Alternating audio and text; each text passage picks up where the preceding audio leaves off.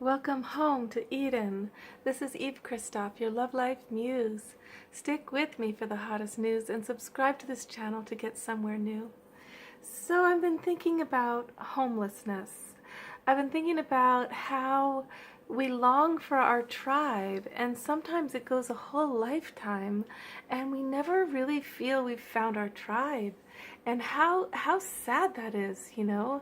I was in Mexico, and I remember talking to a man who'd been born in that town, and he said, "But Eve, I'm considered an outsider because my parents weren't born here." I thought, whoa, so what does that mean for me being here as a Westerner? I'll never belong.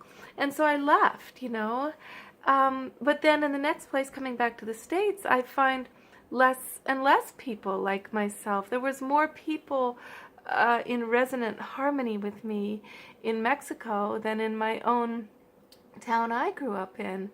And one of the things that really surprised me when I went to Mexico is that every type of person was there. They spoke Spanish, but there was the hippie type, there was the intellectual type, the conservative type, and it just the artistic bohemian, the glamour. Everybody, it's as if everywhere I looked, I recognized my relatives, or people I had known before in the States with a similar resonant pattern, just a different language. And what I'm getting now, as I'm finding more and more tribe and community, I'm starting to understand that no matter where you are in the world, we are a scattered collection of star seeds, basically. We come from planets and many, many galaxies, and there's this big experiment going on here where we're a smattering of all these star seeds and different lineages of resonant connection.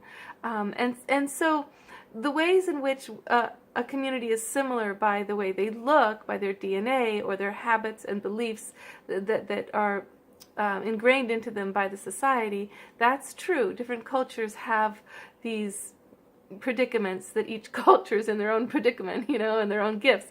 But that's not the same thing. That's the collective training of a culture, but that's not the same thing as finding your star seed people who are scattered among every culture all over the world. The star seeds of us have traveled, say I'm from Venus, and my Venus people, some of them said, well, there's going to be more love in Africa, and others said no, more in Bali, and others said more in Argentina, and my tribe went on this experiment all over.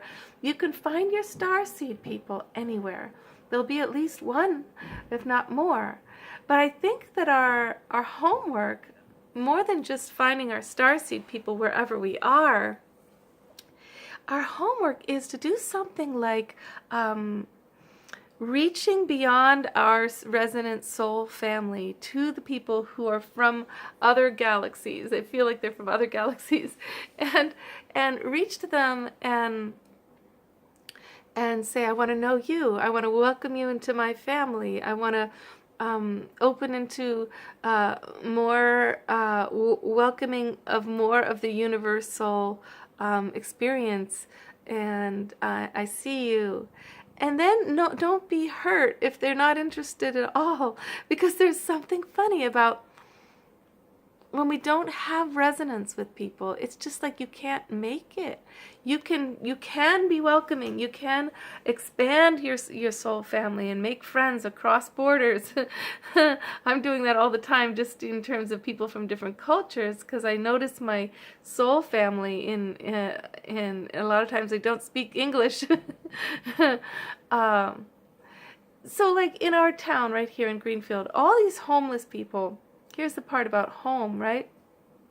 The homeless people made an encampment in the center of our town a few months ago, saying, look, we're scared about winter. We don't have anywhere to go. Instead of us hiding in the bushes, we're all coming together into the central park of Greenfield, and we're just going to camp here and ask you guys to bring us food and help us. And we're making ourselves public. We're asking for help. And so it was this really exciting thing. Everybody was getting involved. There's this conversation going on in the community that was very public. But then, oh my goodness, sorry, this thing happens where they disband all the people from the park. We don't have to see them anymore. This is inappropriate. We're going to chase you out of here. And they chase them all out. And just yesterday, a couple died in their tents, freezing, right in Greenfield, because nobody's helping. Nobody's, willing to face this fact that prices have gotten too high for housing.